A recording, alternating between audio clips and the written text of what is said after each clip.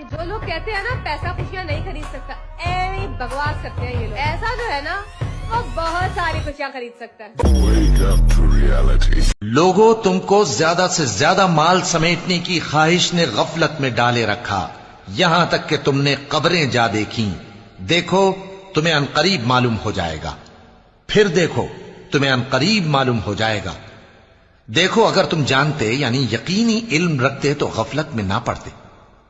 تم ضرور دوزخ کو دیکھو گے، پھر تم اس کو یقین کی آنکھ سے دیکھ لو گے، پھر اس روز تم سے شکر نعمت کے بارے میں ضرور پرسش ہوگی۔ اور سن رکھو کہ اللہ کی یاد سے ہی دل آرام پاتی ہے۔ جو لوگ ایمان لائے اور عمل نیک کیے ان کے لیے خوشحالی اور عمدہ ٹھکانہ ہے۔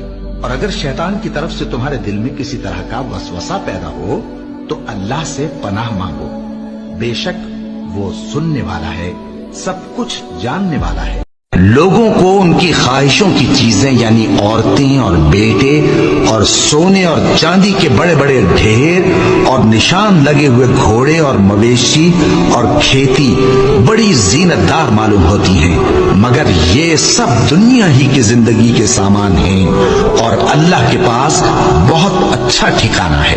اے پیغمبر ان سے کہو کہ بھلا میں تم کو ایسی چیز بتاؤں جو ان چیزوں سے کہیں اچھی ہو؟